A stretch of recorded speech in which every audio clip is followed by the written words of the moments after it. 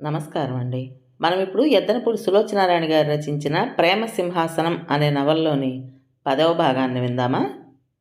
నాగమ్మిల్లు పెద్దదిగానే ఉంది. అది ముందు ఒక ఇల్లు, వెనక ఒక ఇల్లుగా ఉంది.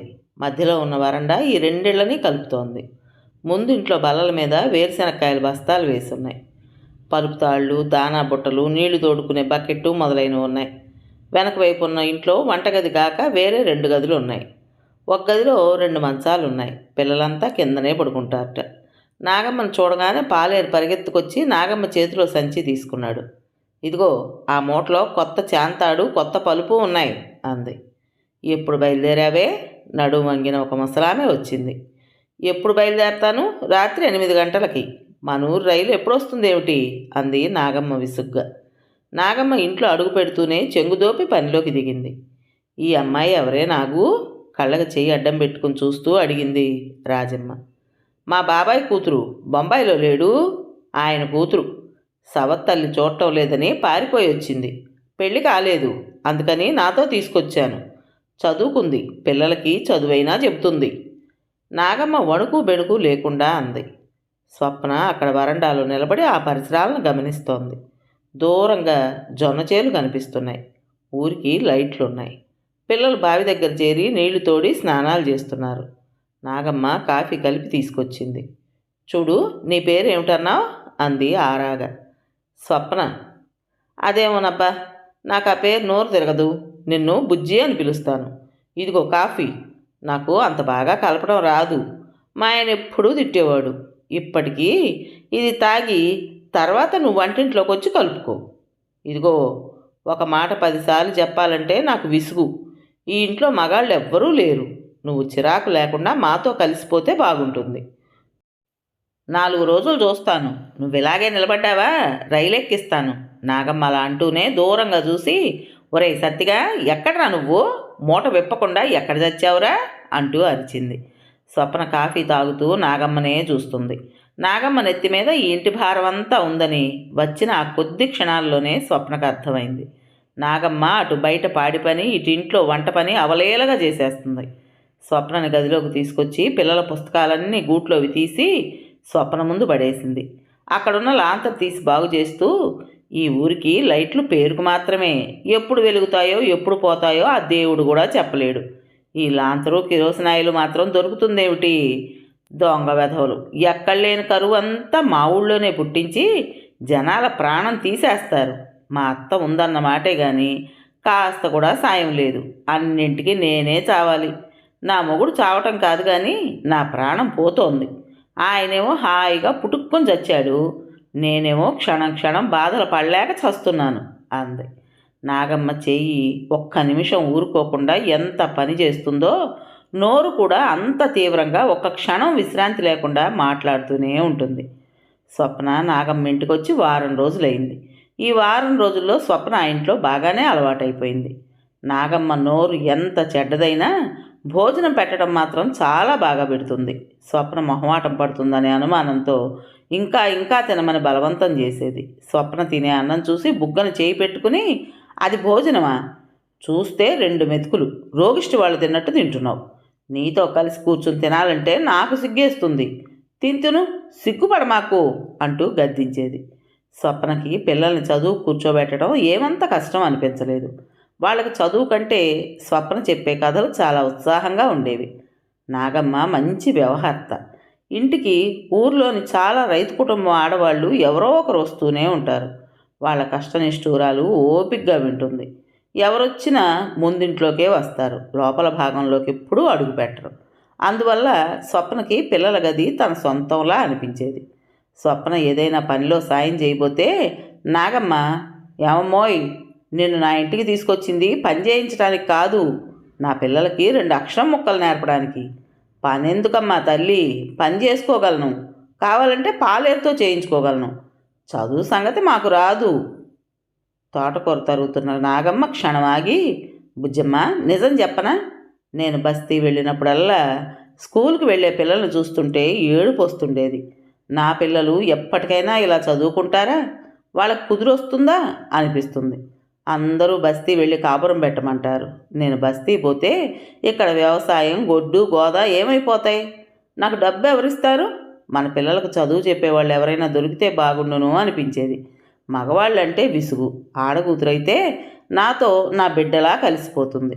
లోకంలో ఇంతమంది చదువుకున్న వాళ్ళు ఉన్నారు కదా, ఒక్క అమ్మాయికైనా నా బాధ అర్థమయ్యి నాకు సాయం చేస్తే బాగుండును అనుకునేదాన్ని. పేపర్లో వేయించమన్నారు. ఏమిటో అదంతా నాకు తెలియని వ్యవహారం. దేవుడు నా మనసులో కోరిక తెలిసినట్లుగా నిన్ను పంపించాడనుకో అంది. స్వప్న కళ్ళు చెమ్మగిలినాయి. భగవంతుడు నాగమ్మ అండ తనకు చూపించాడని అనుకుంటుంటే నాగమ్మ తనని అండగా తన పిల్లల కోసం పంపించాడని అనుకుంటోంది. స్వప్నకి ఇది హాయిగా ఉంది. తనకు ఆసరా ఇచ్చిన నాగమ్మకి తను సహాయపడటం ఎంతో హాయిగా తృప్తిగా అనిపిస్తుంది. సాయంత్రం వేళ ఆరు బయట కూర్చోబెట్టి పిల్లలకు పాఠాలు వల్లి వేయిస్తున్న స్వప్నని నాగమ్మ ఎంతో అభిమానంగా చూసేది. రోజులు గడుస్తున్నాయి. నాగమ్మింట్లో స్వప్న అరమరికలు లేకుండా కలిసిపోయింది. ఒక్కోసారి స్వప్న గదిలో ఒంటరిగా మంచం మీద కూర్చుని కిటికీలో నుంచి శూన్యంలోకి చూస్తూ ఉండేది. తన జీవితం ఏమిటో కానీ ఎంత విపరీతంగా అయిపోయింది. చిన్నప్పుడు తండ్రి పోవడం, ఆ తర్వాత తల్లి తన మోహన్ మూలంగా జైలుకు వెళ్లాల్సి రావడం, సుధీర్ పరిచయం, అతని ఆసరా, పెళ్ళి, అతనితో కాపురం. స్వప్నకు ఆ జీవితం తను అనుభవించిందేనా లేక అదంతా కళ అనిపిస్తుంది. తను ఇక్కడికి వచ్చి 2 నెలలు అవుతోంది. సుధీర్ ఎలా ఉన్నాడో, తనని గురించి ఏమనుకుంటున్నాడో, చచ్చిపోయాననే అనుకుంటున్నాడేమో. అతన్ని విడిచి ఎక్కడో దూరంగా బ్రతకగలనని అతను అనుకోడు. తను నిజంగా చచ్చిపోయేదే. స్వప్న చేయి అప్రయత్నంగా పొట్ట మీద ఆనింది. అక్కడ ప్రాణం పోసుకున్న శిశువు స్వప్నకి కొండంత శక్తిని, ఆకాశం అంత ఆశని కల్పిస్తోంది. ఏమిటి విచిత్రం? స్త్రీ మనస్తత్వమే అంతా. ఒక్క 6 నెలలు ఓపిక పడితే తనది అనే ప్రాణి తనకి తోడు దొరుకుతుంది. స్వప్న నిట్టూర్చింది. వచ్చిన వారం రోజులకి తను వాంతి చేసుకోవటం, నలతగా ఉండడం, నీరసంగా పడి ఉండటం చూసి నాగమ్మ అనుమానంగా అడిగింది. బుజ్జమ్మ, అడుగుతున్నానని వేరుగా అనుకోకు. నీ వాలకం చూస్తుంటే నువ్వు ఒట్టి మనిషివి కాదని అనుమానంగా ఉంది. స్వప్న భయపడలేదు. అవునన్నట్టు తల ఊపింది. ఎట్టట్టా? మరి ఆ పెద్ద మనిషి ఏమయ్యాడు అంది. నేనే దూరంగా వచ్చేశాను అంది స్వప్న. నాగమ్మ క్షణంసేపు తదేకంగా చూసి తల పంకించింది. అర్థమైందిలే, నమ్మించి మోసం చేశాడన్నమాట, అంతేగా అంది. స్వప్న మాట్లాడలేదు. నాగమ్మ మగాళ్ళందరినీ కలిపి తిట్టింది. నాగమ్మ తర్వాత స్వప్నని ఏమీ అనలేదు. స్వప్న మెడలో మంగళసూత్రం ఉంది. కాళ్ళకు నాజూకైన మెట్టెలు ఉన్నాయి. స్వప్న వాంతి చేసుకోవడం చూసి రాజమ్మ కంగారు పడుతుంటే, అత్త నువ్వు నోరు మూసుకో. ఆ అమ్మాయి లక్షణంగా పెళ్లి చేసుకుంది. నమ్మించిన వాడు మోసం చేశాడు. ఏం చేస్తుంది? నా మొగుడిని దేవుడు పట్టుకుపోయాడు. నేనేం చేయగలిగాను? ఇదొక దురదృష్టం అయితే అదొక దురదృష్టం అంతే అంది. ఊళ్ళో వాళ్ళందరూ ఏమంటారు అంది రాజమ్మ భయంగా. ఏమంటారు? ఏ వాళ్ళు మొగుడు వదిలేసిన ఆడవాళ్ళని ఎప్పుడు చూడలేదేంటి? ఇదేం విచిత్రమా? భుజం ఒక్కదాని ముఖానే రాసిందా? ఇదిగో నువ్వెక్కడన్నా ఈ విషయం మాట్లాడినట్టు తెలిసిందా నాలిక పీకేస్తాను. నాగమ్మ అన్నంత పని చేయగలదని రాజమ్మకి తెలుసు. నాకేం పని, నేనెందుకు చెప్తాను అంది. ఆ విధంగా నాగమ్మ లాంటి వ్యక్తి అండ దొరకడం వల్ల స్వప్నకు ఒక విధంగా ఇంకే ఇబ్బంది లేకుండా పోయింది. నాగమ్మను చూస్తుంటే సమర్థులైన వాళ్ళు మగవాళ్లలోనే కాదు ఆడవాళ్లలో కూడా ఉంటారు సుమా అనిపిస్తుంది. స్వప్నకి చీకటవుతోంది అంటే భయం వేసేది. పగలు ఏదో ఒక వ్యాపకంతో ఇట్టే గడిచిపోయేది. రాత్రిళ్ళు మాత్రం అస్సలు కాలం కదిలేది కాదు. సుదీర్ఘమైన రాత్రిళ్ళుగా ఎన్నటికీ తెల్లవారదేమో అన్నంత భారంగా అనిపించేది. స్వప్నకు రాత్రివేళ మంచం మీద పడుకుంటే ఆ వాతావరణం, ఆ కొత్త చోట చాలా భయం వేసేది. సుధీర్ ఎక్కడ? తను అసలు అతన్ని వదిలేసి ఎందుకు వచ్చేసింది? ఇక్కడ ఒంటరిగా ఎందుకు ఉంది? అతని దగ్గరికి వెళ్ళిపోవాలి, తక్షణం వెళ్ళిపోవాలి. స్వప్న మంచం మీద లేచి కూర్చునేది. ముఖం నిండా చెమటలు పోసేవి.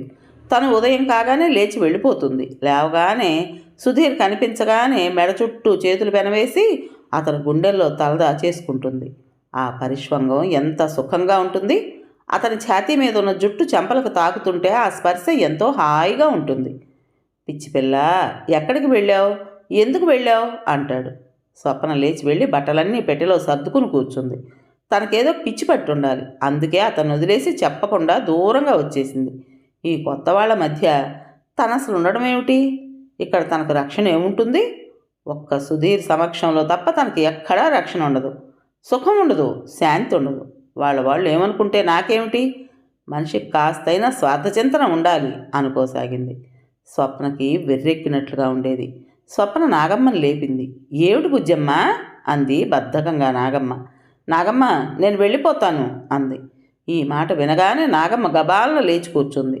ఆ కళ్ళల్లో నిద్రబద్ధకం మాయమైంది. వెళ్ళిపోతావా? ఎక్కడికి? హైదరాబాదు. నేను ఇలా రావడం పొరపాటు. నాగమ్మ మాట్లాడలేదు. నేను అసలు రావడమే తప్పు. స్వప్న పెట్టి పట్టుకుని చెప్పులేసుకుని బయలుదేరింది. నాగమ్మ గబాలను లేచి వచ్చి చేయి పట్టుకుంది. ఇప్పుడెక్కడికి వెళ్తావు పిల్ల? ఇంత రాత్రి వేళ రైలు ఎక్కడుంది నీకు? రైలు వచ్చే వరకు స్టేషన్లో కూర్చుంటాను. మంచి పనే చేస్తావు. నిన్నెక్కడెవ్వరూ బలవంతంగా అట్టి పెట్టరు కానీ తెల్లారిన తర్వాత వెళ్ళు అంది కోపంగా. స్వప్న వెళుతుంటే బలవంతంగా పెట్టెలాక్కుని తీసుకొచ్చి దించింది. వీధి తలుపు తాళం వేసి తాళం చెవి బొడ్లో దాచుకుంది. వెళుతుంది.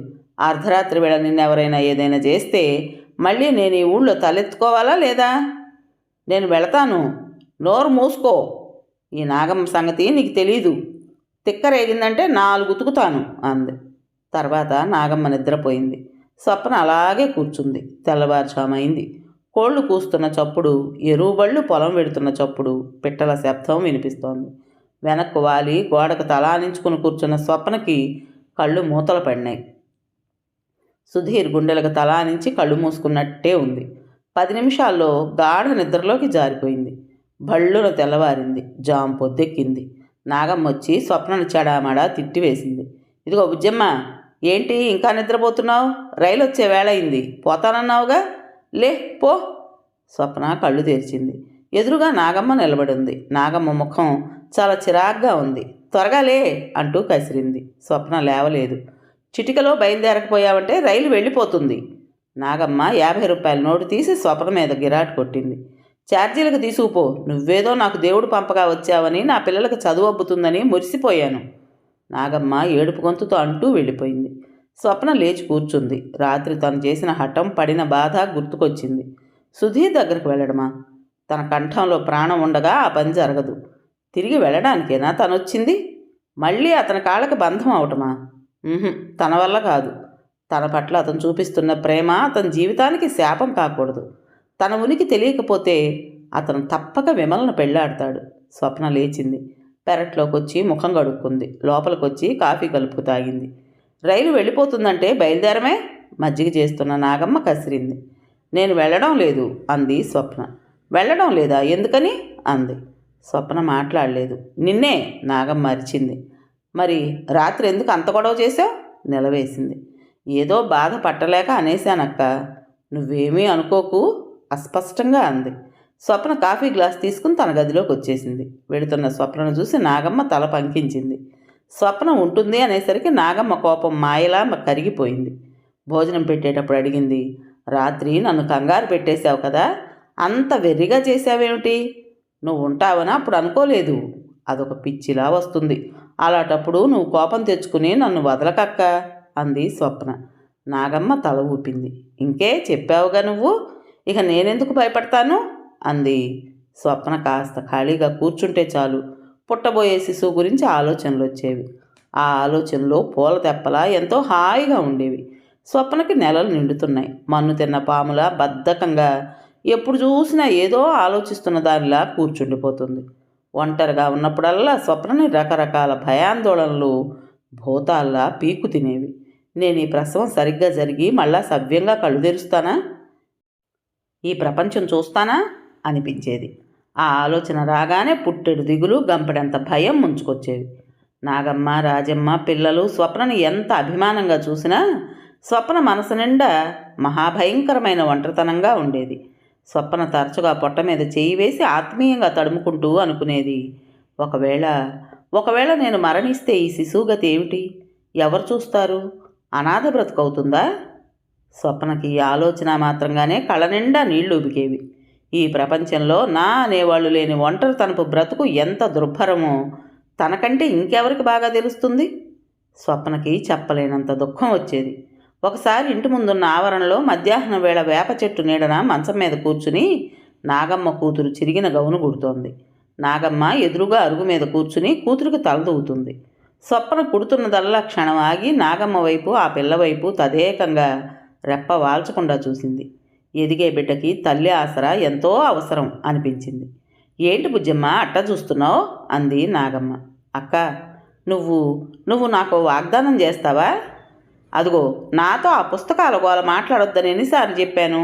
నేను మోటుదాన్ని, నాకు నా భాషలో చెప్తేనే అర్థమవుతుంది. ఇంతకీ ఏంటి అసలు సంగతి? నాకు ఒక ఒట్టు వెయ్యక్క. అబ్బో, ఒట్టే? దేనికమ్మా? విచిత్రంగా చూసింది. అక్క, ఒకవేళ నేను మరణిస్తే, అదే చచ్చిపోతాననుకో, అప్పుడు ఈ బిడ్డను నువ్వు వదిలేయనని మాట ఇవ్వవు? పొట్ట మీద చెయ్యానించుకుని చూపిస్తూ అంది. అనాథం చేయనని చెప్పక్క, నీ దగ్గర పెంచుతానని ఒక్క మాట చెప్పు. పిల్లకి తలదూతున్న నాగమ్మ స్వప్నను తదేకంగా చూసింది. ఆ వెంటనే పక్కుమని నవ్వింది. ఊరికే కాదు, విరగబడి మరీ మరీ నవ్వింది. నాగమ్మ నవ్వు చూసేసరికి స్వప్న ముఖం చిన్నబోయింది. కష్టంగా చూసి తలదించుకుంది. నాగమ్మ ఇంకా నవ్వుతూనే ఉంది. ఏమిటి, చచ్చిపోతావా? పిల్లని కనలేక? ఎవరు చెప్పారు? ఒక్క కానుపుకే చచ్చిపోతావా ఏమిటి? నువ్వు ఊరికే భయపడుతున్నావు. ఇప్పటికి 1,00,000 సార్లు చెప్పాను నీకేం కాదని. పండంటి పాపాయిని ఎత్తుకుంటావు. ఆ బిడ్డ నా ఇంట్లో ఆవు దూడలా గంతులేస్తూ తిరుగుతుంది. నాగమ్మ లేచి వచ్చి స్వప్న తలని దగ్గరకు తీసుకుని, పిచ్చి మాలోకమా, నీ గుండెల్లో గుబులేమిటో నాకు తెలియదు అనుకుంటున్నావేంటి? కట్టుకున్నవాడు గోతులో తోశాడు.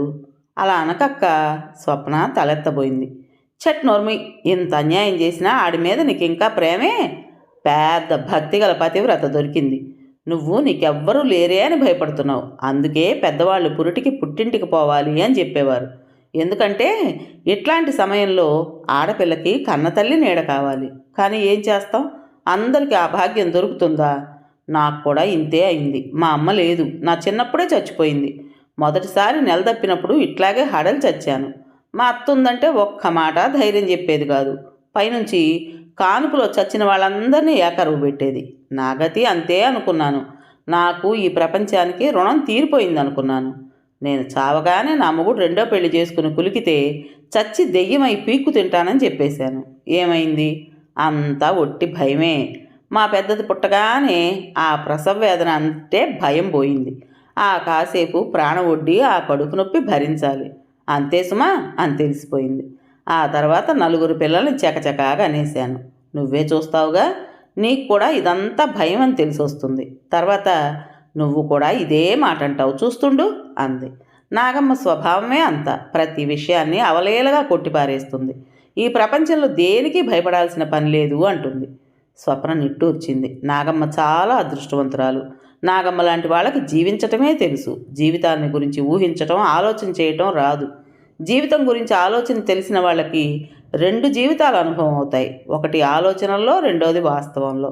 చాలామంది దురదృష్టవంతులకి ఈ 2 జీవితాలకి మధ్య పొంతన ఉండనే ఉండదు. నాగమ్మ అన్నట్టే అయింది. వారం రోజుల తర్వాత స్వప్నకి సుఖప్రసవమే అయింది. నొప్పులు ప్రారంభం కాగానే నాగమ్మ వెళ్ళి మంత్రసాన్ని పిలుచుకొచ్చింది. స్వప్న నొప్పులు పడుతుంటే గది బయట వరండాలో మంచం మీద కూర్చుని గోంగూర వలుచుకుంటూ వాళ్ళిద్దరూ రాబోయే సంక్రాంతికి కోడిదోళ్ల పందెం గురించి, కరణం గారింట్లో ఈ మధ్య అయిన పెళ్లికి చేసిన లడ్డూల గురించి కులాసాగా కబుర్లు చెప్పుకుంటూ నవ్వుకుంటున్నారు. స్వప్నకి వాళ్ళ సంభాషణ వింటుంటే ఒళ్ళు మండిపోయింది. ఓ చెంప తను చావు బతుకుల్లో ఉంటే వాళ్ళు పట్టించుకోవడం లేదు అనే ఆగ్రహం కలిగింది. తనకి ఇక్కడ ప్రాణం పోతుంటే వాళ్ళు లడ్డూల రుచి గురించి మాట్లాడుకుంటున్నారు అనే దుఃఖం కలిగింది. అక్క, నొప్పి భరించలేక కేక పెట్టింది. ఏమిటి బుజ్జి? నాగమ్మ లేచి వచ్చింది. ఈ నొప్పి భరించలేనక్క, నేను చచ్చిపోతున్నాను. ఛట్, మళ్ళీ అదే మాట. నోరు మూసుకో. ఇంకోసారి అట్ట అన్నావా ఈ ఫలంగా నిన్ను వదిలేసి పొలం పోతాను, జాగ్రత్త. నాగమ్మ బెదిరించింది. అది కాదక్క, చాలా బాధగా ఉంది. ఇదేం నొప్పి, భరించలేకపోతున్నాను దీనంగా అంది. అబ్బా నా తల్లే, ఏ నొప్పి లేకుండానే కొడుకు ఆకాశంలో నుంచి ఒళ్ళో ఊడి పడతాడనుకున్నావేంటి? నాగమ్మ వెక్కిరిస్తూ అంది. స్వప్న నుదుట అలుముకున్న చెమటను కొంగుతో తుడుస్తూ, ఇంత కష్టపడితే గాని ఆ పిల్లలు మనకు దక్కరు.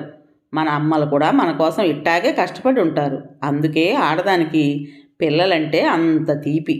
పేగు తెంచుకుని పుడతారు కాబట్టే. కాస్త ఓర్చుకో బుజ్జి, ఉండు ఇప్పుడే వస్తాను అంటూ వెళ్ళిపోయింది. 10 నిమిషాల్లో నాగమ్మ గ్లాస్తో వేడివేడి కాఫీ తెచ్చిచ్చింది. స్వప్న చేత బలవంతంగా 2 కుక్కలు తాగించింది. తిండేమో నాజూకు, 2 మెతుకులు కూడా మింగవు.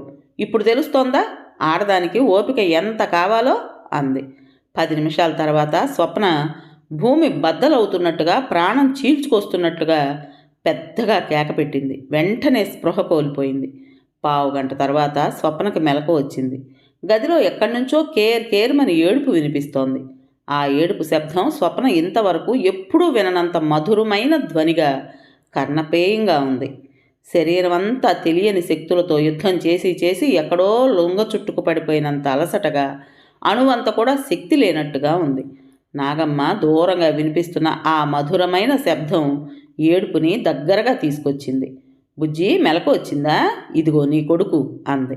స్వప్న ఆతృతగా లేవబోతుంటే నాగమ్మ వారించింది. తనే వంగి చూపించింది. దొరబాబులా ఉన్నాడు. ఒరేయ్, నాగమ్మ చేతి సాయంతో నువ్వు ఈ ప్రపంచంలో పడ్డావురా వెధవా, జాగ్రత్త. నేను ఈ ఊరినంతటినీ గడగడలాడించినట్టు నువ్వు దేశమంతా గడగడలాడించాలి అంటూ స్వప్న పక్కన పడుకోబెట్టింది. స్వప్న జరిగి పడుకుని చెయ్యి ఆ పసికందు చుట్టూ వేసింది. బేలగా నాగమ్మ వైపు చూస్తూ, అక్క, బాబును సరిగ్గా చూసావా? కాళ్ళు, చేతులు, ముఖం, నోరు, ముక్కు సరిగ్గా ఉన్నాయా? ఏవి వంకర్లు లేవుగా? ఓ యబ్బో, నాగమ్మ నవ్వింది.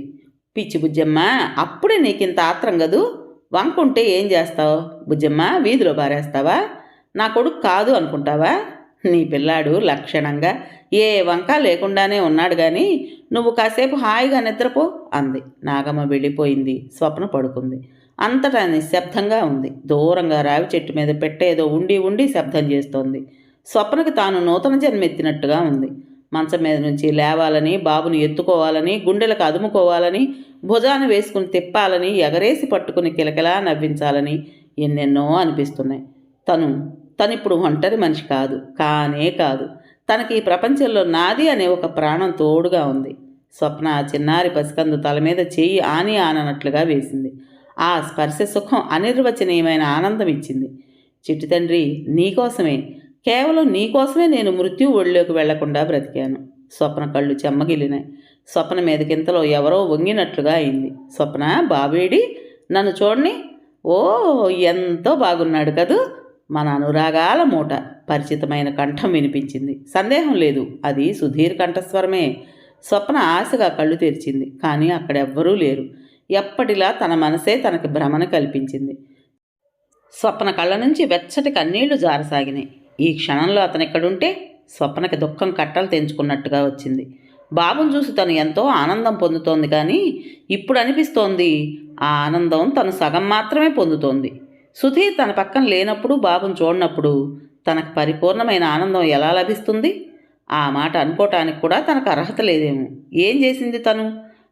అతని జీవితాన్ని ప్రేమ కానుకగా ఇస్తే తాను బాధల భారాన్ని బహూకరించింది. సుధీర్ ఎలా ఉన్నాడు? తనని మర్చిపోయాడా? విమల్ని పెళ్లి చేసుకున్నాడా? విమల సరిగ్గా ఇప్పుడు ప్రసవించలేదు కదా? సుధీర్ విమల మీదకి వంగి, విమి, బాబు ఎంత బాగున్నాడు అనడం లేదు కదా? ఏమో, తను ఒక్కసారి సుధీర్ని చూడాలి. అతను ఎలా ఉన్నాడో తెలిస్తే ఎంత బాగుంటుంది. తనేం చేస్తోంది? ఎలా కాలం గడుపుతోంది? అహర్నిశలు అతని జ్ఞాపకాల్లో బ్రతుకుతోంది. ఒక్క క్షణం కూడా అతని గురించి మర్చిపోలేకపోతోంది.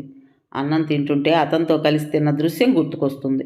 మనుషులందరూ భోజనం చేస్తారు, కానీ ఇష్టమైన వ్యక్తితో కలిసి కూర్చుని తినే అన్నం ఎంత రుచిగా, ఎంత ఆనందంగా ఉందో ఆ అనుభవం పొందిన వారికి తప్ప ఇంకెవరికీ తెలియదేమో.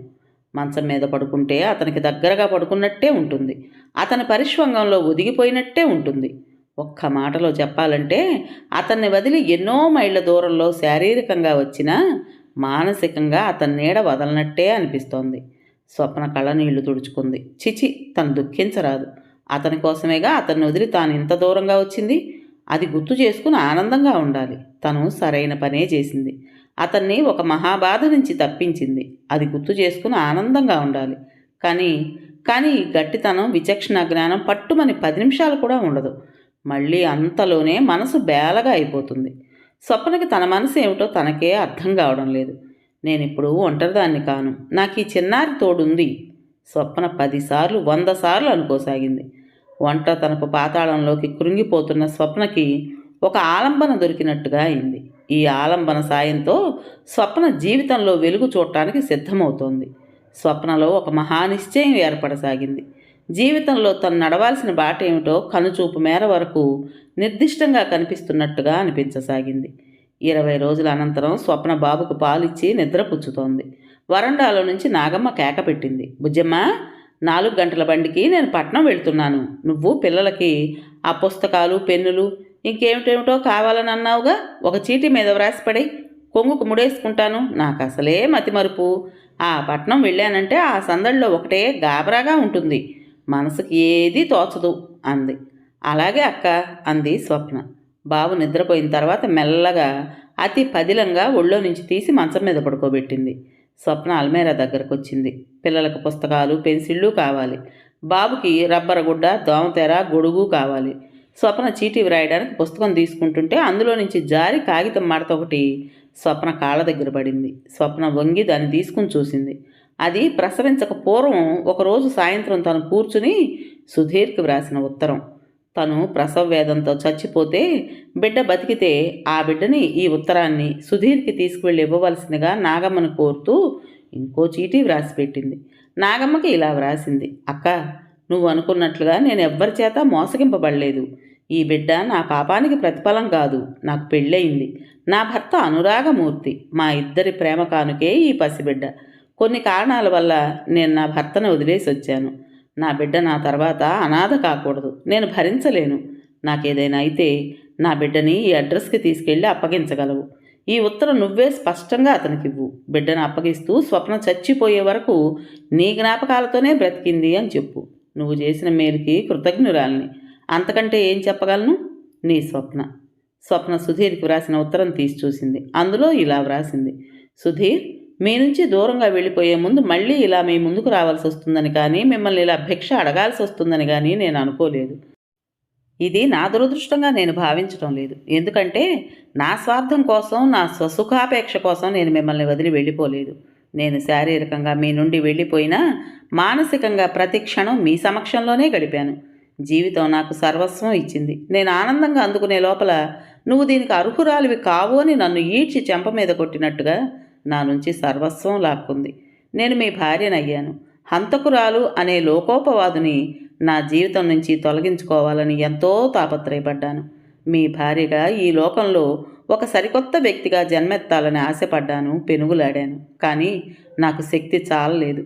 ఏ ప్రేమ అయితే నాకు ప్రాణం పోసిందో ఆ ప్రేమే నన్ను భయపెట్టింది. నా మూలంగా మీరు మీ అమ్మకు దూరం అయ్యారు. మీ అమ్మగారంటే మీకెంత ప్రేమో నాకు తెలియంది కాదు. నేను ఈ సర్వలోకాన్ని ఎదిరించగలను, ఎంతైనా యుద్ధం చేయగలను. కానీ మీ అమ్మగారు, ఆవిడ ముందు నేను తలవంచవలసిన దాన్ని. ఆవిడ ఆనందాన్ని హరించే హక్కు నాకు లేదు. ఆవిడ నన్ను స్వీకరించరు అని తెలిసిపోయిన తర్వాత నా జీవిత గమ్యం నేను నిర్ణయించుకోవాల్సిన అవసరం వచ్చింది. నేను తల్లిని కాబోతున్నాను. నాకు ఇష్టం ఉన్నా లేకపోయినా నేను బ్రతికి తీరాలి అనుకున్నాను. బహుశా నేను బ్రతికుంటే ఈ బిడ్డ ఎప్పటికీ మీ కళ్ళ ముందుకు వచ్చేది కాదేమో. కానీ మన బిడ్డని, నేను లేని ఈ బిడ్డని అనాథగా ఎక్కడో పెరగడం నేను ఊహించలేకపోతున్నాను. అందుకే మీకు అప్పగిస్తున్నాను. ఈ బిడ్డని మీకు ఇష్టం ఉన్నా లేకపోయినా బాధ్యత స్వీకరించి ఎక్కడో ఒకచోట ఒక సద్వర్తన కల వ్యక్తిగా పెరిగే ఏర్పాట్లు చేయండి. ఇదే నేను మిమ్మల్ని కోరే భిక్ష. జీవితం నన్ను అన్యాయంగా శిక్షించింది. అది హంతకురాలు అనే ముద్ర వేసి కాదు, మిమ్మల్ని ఇచ్చి నా జీవితం నందనవనం చేసినట్లే చేసి అంతలో శూన్యంగా మార్చేసింది. సుధీర్, మీకు తెలీదు, ఒక ఆడపిల్ల ఒక్కరోజుకైనా సరే మహారాజ్ఞి అయ్యి మళ్ళీ మామూలు జీవితం గడపడం అంటే మామూలు విషయం కాదు. మీ జీవితంలో ప్రేమ సింహాసనం పొందిన నేను ఈనాడు అనామకురాలిగా ఎక్కడో రాలిపోవడం అంటే ఏమిటో నేను పడుతున్న క్షోభ మీకు అర్థం కాదు. సుధీర్, మీకు నా మీద ఎందుకింత ప్రేమ కలిగిందో ఇప్పటికీ నాకు అర్థం కాదు. దానికి నా అందచందాలు కానీ తెలివితేటలు కానీ కారణం కావు అని మాత్రం నాకు బాగా స్పష్టంగా తెలుసు. నా చీకటి జీవితంలో మీ ప్రేమ మెరుపులా మెరిసింది. ఆ వెలుగులో జీవితం మిరిమిట్లు గొలిపినట్లుగా దగ్ధగాయమానంగా మెరిసిపోయింది. ఆ అనుభవం క్షణికమే కావచ్చు, కానీ అనంతం. ఒకసారి చాలా చిన్నప్పుడు అమ్మతో నాన్నతో నేను సెలవుల్లో తిరుపతి వెళ్ళాను. అక్కడ దైవ దర్శనానికి వెళ్ళినప్పుడు నేను ఆ 7 కొండల వాని ముందు నిలబడింది క్షణం సేపే. కానీ స్వరూపం, ఆ నగలు, ఆ దీపాలు నాకు దగ్ధగాయమానంగా కళ్ళు మిరిమిట్లు గొలిపినట్లుగా అనిపించాయి. తర్వాత ఎప్పుడు కళ్ళు మూసుకున్నా నాకు ఆ రూపమే కాంతులీనుతూ కళ్ళెదుట కనిపించేది. ఒక విచిత్రమైన అద్భుతమైన అనుభవం పొందినట్లుగా మనసు పరవశం చెందేది. ఇప్పుడు ఆలోచిస్తే సరిగ్గా జీవితంలో మీ రాక కూడా అలాగే అనిపిస్తోంది. మీ జీవితంలో నా ప్రమేయం, సమయం అతి స్వల్పమే కావచ్చు. ఆ అనుభవం మాత్రం నాకు అనంతం.